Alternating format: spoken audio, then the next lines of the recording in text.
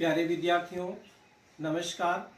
बृहन मुंबई महानगर पालिका शिक्षण विभाग वर्चुअल ट्रेनिंग सेंटर में आप सभी का हार्दिक स्वागत है।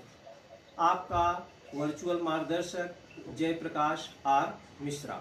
चलिए हम सीखने के लिए तैयार हो जाते हैं।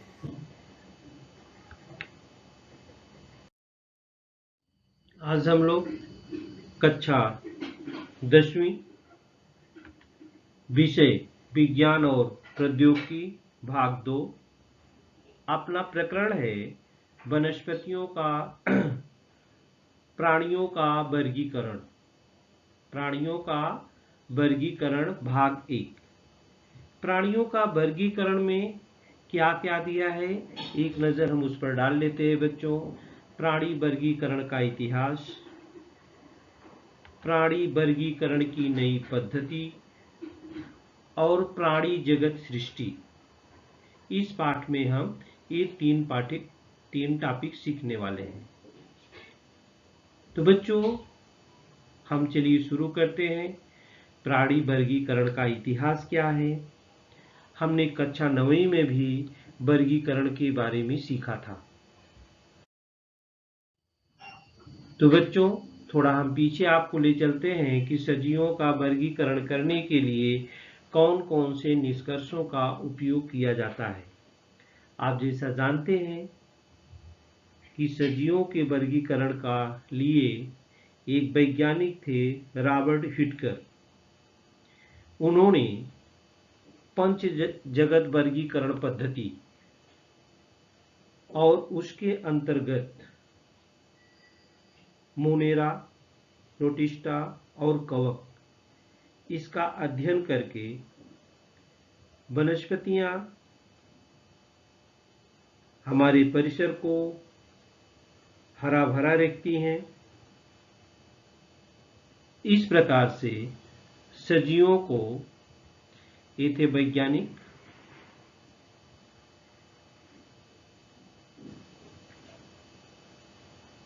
इन्होंने सजीवों को देखिए कैसे दो भागों में बांट दिया। इस सजीव को इन्होंने दो भागों में वर्गीकरण किया, आदि केंद्र की और दृश्य केंद्र की। आदि केंद्र की और दृश्य केंद्र की।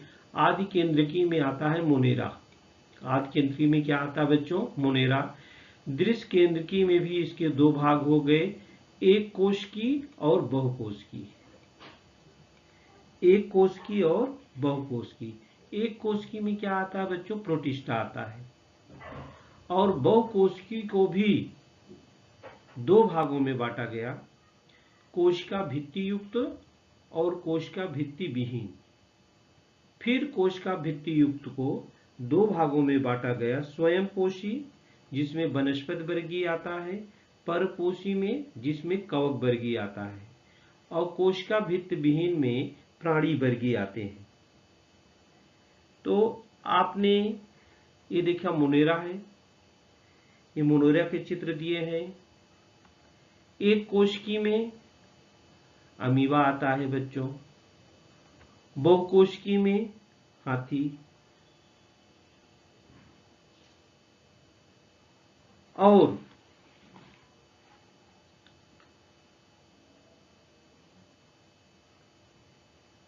प्राणी वर्गी में, प्राणी जगत में ये सांप है। और यहाँ पर परपोषी कवक दिया है। स्वयंपोषी में ये परपोषी में कवक आता है, परपोषी में कवक जगत आता है, और स्वयंपोषी में वनस्पति आती है।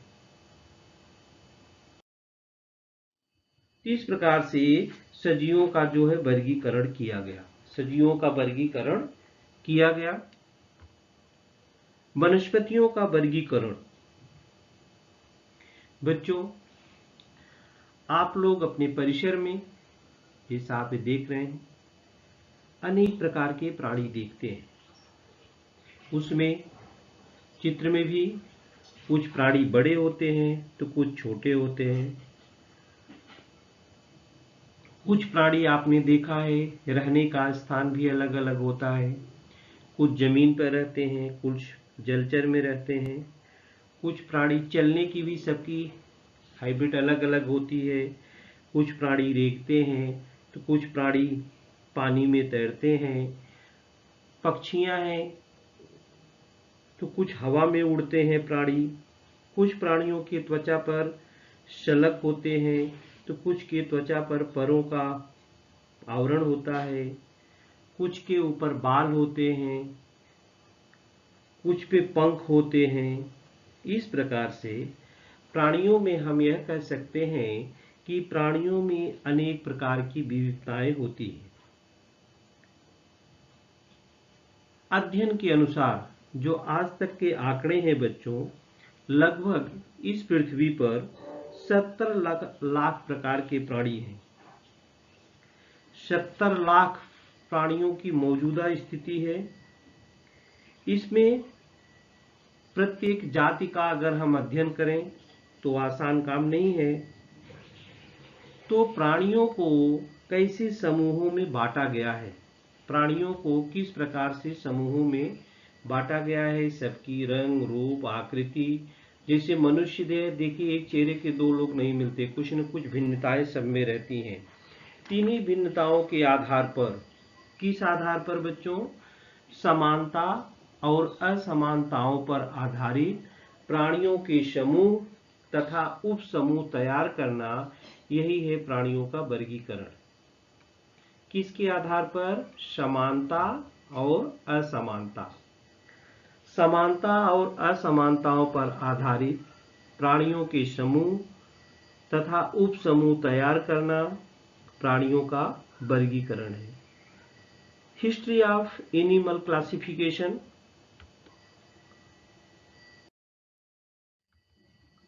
प्राणी वर्गीकरण का इतिहास। प्राणी जो वर्गीकरण का इतिहास है, एक ग्रीक दार्शनिक और एरिस्टॉटल थे। इन्होंने सर्वप्रथम प्राणियों का वर्गीकरण किया था। तो उन्होंने क्या क्या देखा? शरीर का आकार देखा, उसकी आदत देखा, उसके रहने के तौर तरीके देखा। उस मुद्दों के आधार पर उन्होंने वर्गीकरण किया था।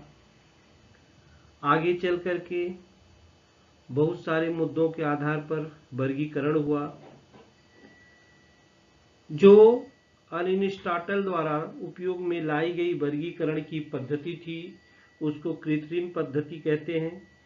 इसके अतिरिक्त थियोफ्रास्ट, प्लिनी, जॉन रे, लिनियस, ये सब ने भी वर्गीकरण की कृत्रिम पद्धति का अवलंबन किया।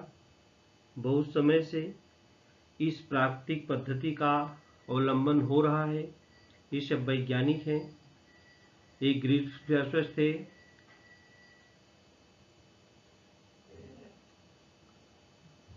तो ये जो वर्गीकरण किया गया बच्चों, जो वर्गीकरण किया गया, ये कार्ल वुर्स हैं वैज्ञानिक। ये देखिए, इसका नाम इधर लिखा हुआ है। और ये ग्रीक फिलोसोफर हैं अरिस्टोटले। उसके लाभ क्या क्या है? वर्गीकरण से लाभ, तो वर्गीकरण से कई लाभ होते हैं। तो जब किसी भी चीज का वर्गीकरण किया जाता है तो उसका अध्ययन करना आसान हो जाता है। माने वर्गीकरण के आधार पर प्राणियों का अध्ययन करना आसान होता है।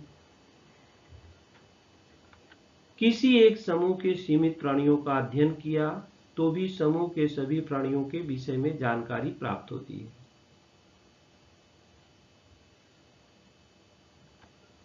प्राणियों के उत्क्रांति के संदर्भ में जानकारी प्राप्त होती है। प्राणियों को पहचानना आसान होता है, उसमें अचूकता आती है। प्राणियों का अन्य सजीवों के साथ जो संबंध होता है उसको समझने में मदद होती है। प्रत्येक प्राणियों का अधिवास, प्रकृति में उनका निश्चित स्थान समझने में भी मदद मिलती है। प्राणियों में भिन्न भिन्न प्रकार के अनुकूलन की जानकारी प्राप्त होती है। ये वर्गीकरण से इतने लाभ होते हैं बच्चों। प्राणी वर्गीकरण की जो पारंपरिक पद्धति है,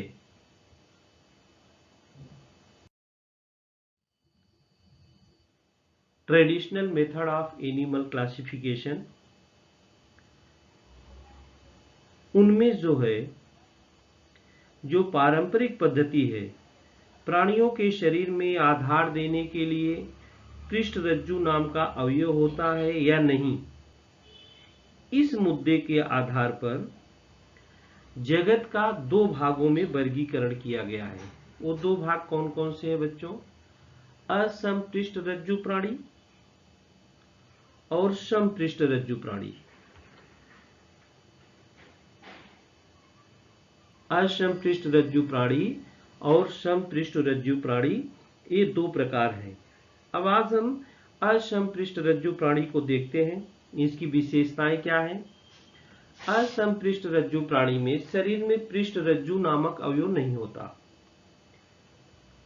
शरीर में पृष्ठरज्जु नामक अवयव नहीं होता।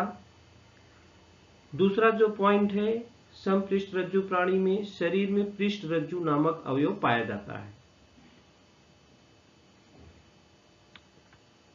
असमपृष्ठरज्जु प्राणी में ग्रसनी में क्लोम छिद्र नहीं होते और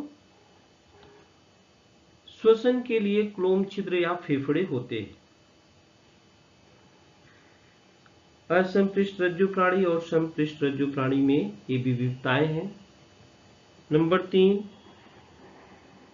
तंत्रिका रज्जु होगा तो वह युग्मक ठोस और शरीर के अधर तल पर होता है।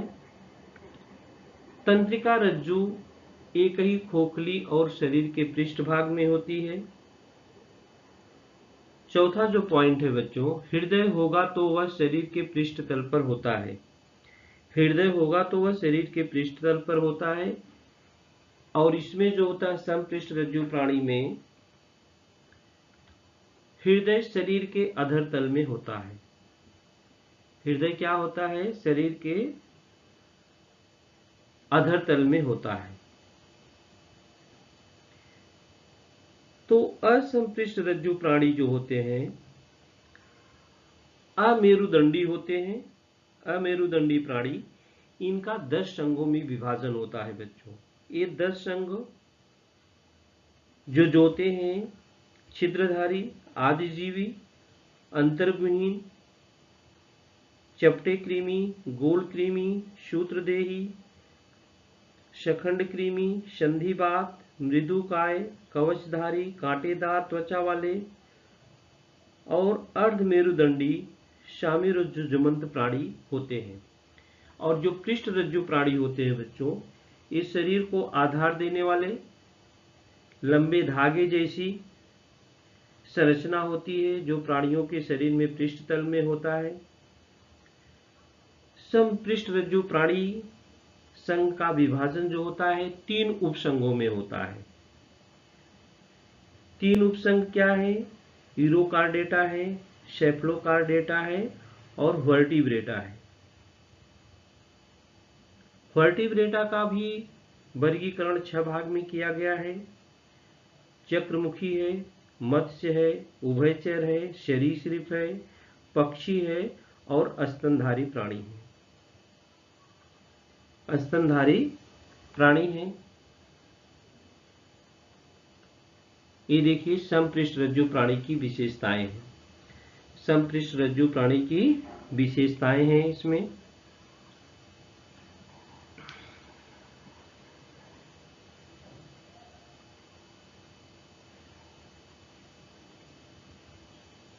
इसके बाद जो प्राणी जगत है बच्चों, आप यहां पर समझ सकते हैं। ये देखिए एक चित्र है, प्राणी जगत का प्रचलित वर्गीकरण। प्राणी जगत को एक चित्र के द्वारा हम आपको समझाना चाह रहे हैं। प्राणी जगत को पहले उपजगत असमपृष्ठरज्जु प्राणी और उपजगत समपृष्ठरज्जु प्राणी 2 भागों में हो गए। अब उपजगत असमपृष्ठरज्जु प्राणी क्या, ये संघ जो है 10 संघ है जो हमने अभी नाम आपको बताया है, वो 10 के नाम यहाँ पर हो। आदिजीव, छिद्रधारी, अंतर्गुहीन, चपटे कृमि, गोल कृमि, शखंड कृमि, संधिपात, मृदुकाय, कवचधारी, कांटेदार त्वचा वाले और अर्धमेरुदंडी। और उपजगत संपृष्ठ रज्जु प्राणी में इसके संघ जो है संपृष्ठ रज्जु प्राणी के, इसमें देखिए यूरोकार्डेटा इसके 3 भाग हैं, शेफ्लोकार्डेटा है और वर्टिब्रेटा है उपसंघ में। इसमें चक्रमुखी, मत्स्य, उभयचर, सरीसृप, पक्षी और सस्तन इतने वर्ग हैं इसके। इतने क्या है इसके वर्ग हैं। ते प्राणी जगत का प्रचलित वर्गीकरण है। प्राणी जगत का प्रचलित वर्गीकरण सामान्यतः रॉबर्ट व्हिटकर की पंच जगत पद्धति के अनुसार केवल सभी बहुकोशिकीय प्राणियों का समावेश ही प्राणी जगत में किया गया है। इस पद्धति में प्राणियों का वर्गीकरण करते समय शरीर का रचनात्मक संगठन, शरीर की सममिति, देह गुहा, जनन स्तर और खंडी भवन, इसका जो होता है ध्यान दिया गया है। इन मुद्दों को, ये जो मुद्दे हैं, इन मुद्दों को आधार लिया गया है बच्चों। इन मुद्दों का आधार लिया गया है।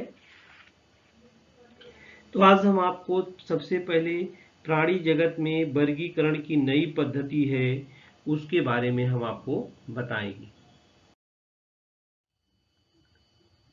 प्राणी जगत में वर्गीकरण की नई पद्धति उपयोगी आधारभूत मुद्दे क्या हैं कि किसी भी प्राणी का रचनात्मक संगठन कैसे होता है।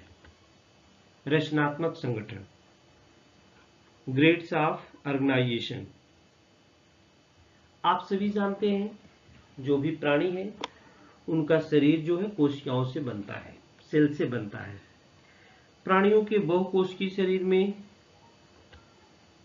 अनेक कोशिकाएं कार्य करती हैं तथा एक कोशिकीय प्राणियों का शरीर एक ही कोशिका में तैयार होने के कारण सभी कार्य उसी कोशिका की मदद से चलते हैं। एक कोशिकीय प्राणियों के शरीर में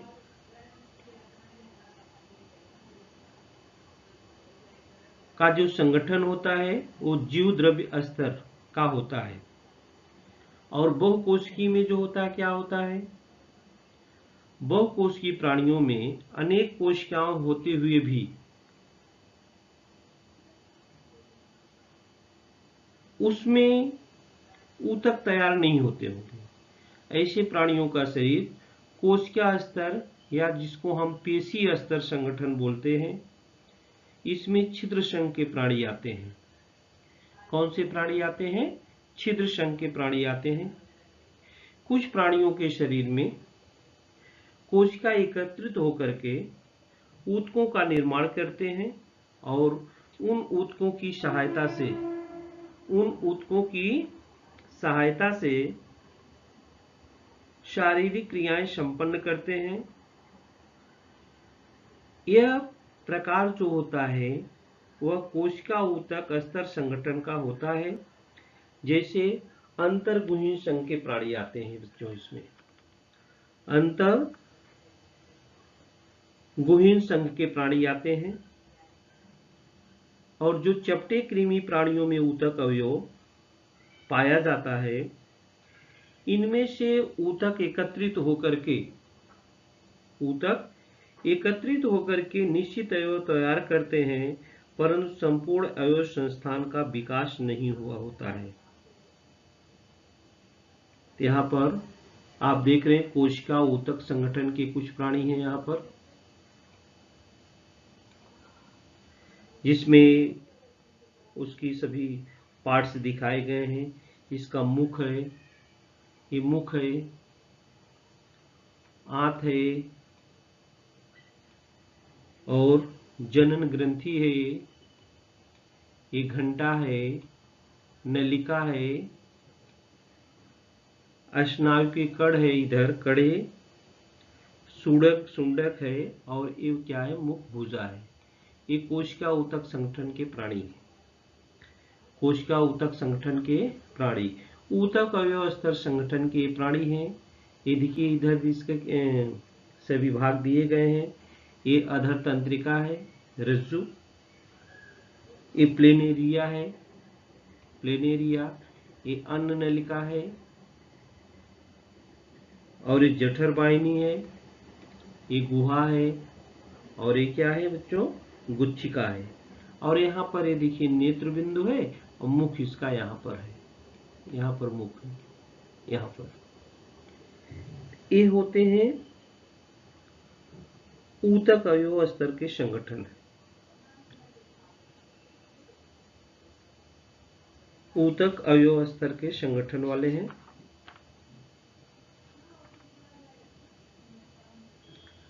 जैसे अपना बॉडी है, हमारे अंदर आप देखते हैं मुंह है, बहुत सारे हमारे बाहर के अवयव हैं जिसको हम देख सकते हैं, और बाहर के जो अवयव हैं उस पर हम अपना कंट्रोल भी कर सकते हैं, लेकिन जो अंदर के अवयव हैं उस पर हम अपना कंट्रोल नहीं कर सकते हैं। अंदर के अवयव 24 घंटा रात दिन, चाहे हम सोते रहते हैं चाहे जागते रहते हैं, वो काम करते रहते हैं। तो बच्चों,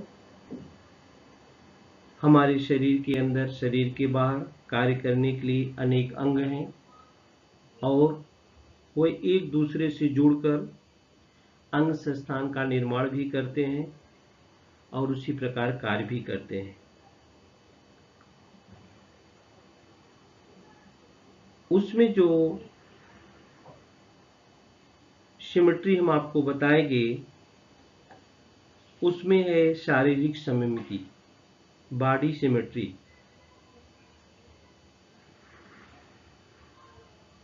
इस सममिति क्या होती है बच्चों, हम लोगों ने तीसरी कक्षा चौथी में गणित में पढ़ा है। मतलब 2 भाग में उसको बांट दो और एक के ऊपर एक पूरा ढक दो, तो वही सममिति कहलाती है। जैसे प्राणियों के शरीर से विशिष्ट अक्ष लेकर काल्पनिक रेखा खींचने पर उस शरीर के समान 2 भाग होते हैं या नहीं, इस गुणधर्म पर आधारित प्राणियों के शरीर के विविध प्रकार होते हैं। कौन कौन से प्रकार हैं, ये देखिए। एक प्रकार है असममिति शरीर है, अरिसममिति है, और द्विस्वपार्श्वमिति है। ये देखिए, ये असममिति शरीर है, ये अरिसममिति है, और ये क्या है, ये है द्विपार्श्वमिति। अब एक एक के बारे में हम जान लेते हैं। असममिति शरीर में क्या होता है, असममिति शरीर में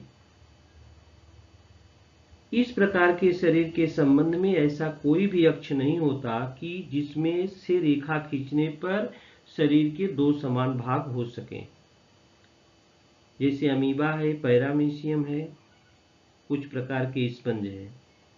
अरिसममिति में क्या होता है, रेडियल सिमेट्री में क्या होता है बच्चों, इस प्रकार के शरीर के बीचों बीच मध्य अक्ष में से जाने वाले किसी भी प्रतल में से काल्पनिक रेखा खींचने पर उसके 2 भाग हो जाते हैं। जैसे हाइड्रा है, सितारा मछली है। इन प्राणियों के शरीर के संबंध में मध्य अक्ष से जाने वाले 5 भिन्न भिन्न प्रतल होते हैं, जिसके कारण भिन्न भिन्न पद्धति से रेखा खींचने पर उसके 2 समान भाग प्राप्त हो सकते हैं। और द्विस्वपार्श्वमिति क्या है, इस प्रकार के शरीर में एक ही अक्ष ऐसा होता है कि केवल उसी अक्ष में से काल्पनिक रेखा खींचने पर उसके 2 समान भाग हो जाते हैं। देखिए, जैसे बकरी है ना, इसको बीचों बीच अगर इधर से पूरा फाड़ दिया जाए, इसको आधा आधा कर दिया जाए। कीटक है, मत्स्य है, मेढक है, पक्षी है, मानव है, ये सब है द्विपार्श्वमिति। क्या है बच्चों, द्विपार्श्वमिति। आद्य स्तर या जनन स्तर, द्विस्तरीय व त्रिस्तरीय, ये क्या है, बहुकोशिकीय प्राणी जो होते हैं, ये देखिए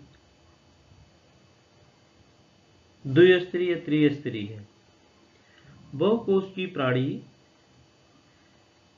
उनमें भ्रूण अवस्था में वृद्धि की शुरुआत के समय कोशिका का आद्य स्तर जो तैयार होता है तथा उस आद्य स्तरों से ही प्राणियों के शरीर में विभिन्न ऊतक का निर्माण होता है। कुछ प्राणियों में केवल 2 ही आद्य स्तर, बहिर्जनन स्तर और अंतर्जनन स्तर तैयार होते हैं। सभी अंतर्गुहीन सिलेंटरेटा तो अधिकतर प्राणियों में 3 आद्य स्तर अर्थात उपर्युक्त 2 के अतिरिक्त मध्यस्था भी तैयार होती है। तो किसी में 2 और किसी में क्या होता है 3। ये देखिए, अंतर्जनन स्तर है, मृत अजैविक स्तर है, बहिर्जनन स्तर या मध्य स्तर, द्विस्तरीय या त्रिस्तरीय, द्विस्तरीय या त्रिस्तरीय, इस प्रकार से जो होता है। बॉडी कैविटी जो देह गुहा होती है वो क्या होती है बच्चों? देह गुहा। ये देखिए चित्र है, हम आपको दिखाएंगे। शरीर भित्तिका और आंतरिक अवयव, इन दोनों के बीच पाए जाने वाले रिक्त जगह को देह गुहा कहते हैं। यहाँ पर चित्र में दिख रहा है देह गुहा। ये देखिए, ये देह गुहा है।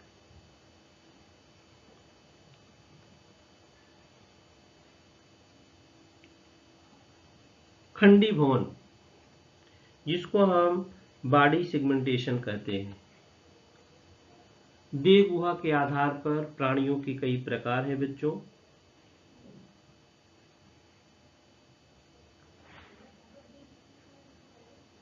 कौन कौन से हैं? देह गुहा वाले प्राणी होते हैं, एक देह गुहा वाले प्राणी, नकली देह गुहा वाले भी प्राणी होते हैं और देह गुहाहीन प्राणी भी होते हैं। ये 3 प्रकार होते हैं। तो देह गुहा के आधार पर प्राणियों की जो प्रकार हैं वो 3 प्रकार हैं। देह गुहा वाले प्राणी, नकली देह गुहा वाले प्राणी और देह गुहाहीन प्राणी। देह गुहाहीन प्राणी।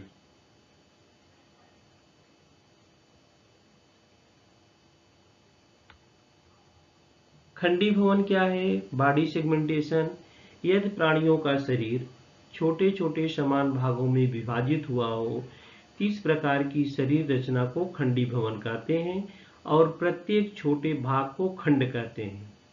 जैसे सखंड कृमि शंका प्राणी केचुआ, केचुआ आप देखते हैं उसका छोटे छोटे भागों में खंडी भवन होता रहता है। इस प्रकार से देखिए बटा है, एक भाग इसका बटा है, देखिए लाइन लाइन। इस प्रकार के प्राणी को हम खंडी भवन कहते हैं। सखंड है, कृमि शंका प्राणी है केचुआ। तो जो बच्चों हम लोगों ने प्राणी जगत के बारे में सीखा, इसका हम एक पूरा पिक्चर आपको दिखाएंगे कि प्राणियों का आधुनिक वर्गीकरण किस प्रकार से किया गया है। ये देखिए प्राणी जगत, प्राणी जगत किंगडम एनिमल, ये जगत है। तो प्राणी जगत कोशिका भित्ति विहीन या बहुकोशिकीय प्राणी में आता है। इसका शरीर का संगठन, कोशिका स्तर शरीर संगठन, ऊतक अंग अंग स्तर शरीर संगठन। कोशिका स्तर को असममिति शरीर, शरीर सममिति, अरिसममिति शरीर, द्विपार्श्व सममिति शरीर। देह गुहा में यहाँ पर प्राणी संघ में छिद्रधारी है, अंतर्गुहीन है, चपटे कृमि वाले हैं, गोल कृमि वाले हैं, शकंड कृमि वाले, संधिपाद, मृदुकाय कवचधारी, कांटेदार तथा त्वचा वाले, समीर रज्जुमंत और संपृष्ठ रज्जु प्राणी। इस प्रकार से इनका जो वर्गीकरण किया गया है। अगले वीडियो में हम लोग क्या क्या देखेंगे? हम रंधी प्राणी संघ देखेंगे, निड़ारिया प्राणी संघ देखेंगे, चपटे कृमि प्राणियों का संघ देखेंगे, गोल कृमि प्राणी संघ क्या है, शकंड कृमि प्राणी संघ क्या है, संधिपाद प्राणी संघ क्या है और मृदु कवचधारी प्राणी संघ क्या है। कांटेदार त्वचा वाले प्राणियों का संघ और सामी रज्जुमंत प्राणियों का संघ देखेंगे। उसके आगे वाले वीडियो में हम तब संपृष्ठ रज्जु प्राणियों के बारे में जानेंगे। तो आज हम लोग किसके बारे में सीख रहे थे बच्चों? प्राणियों के वर्गीकरण के बारे में सीख रहे थे। प्राणियों के वर्गीकरण के बारे में सीख रहे थे। अगले वीडियो में हम आगे की चर्चा आपसे करेंगे। इस वीडियो में आज के लिए इतना ही।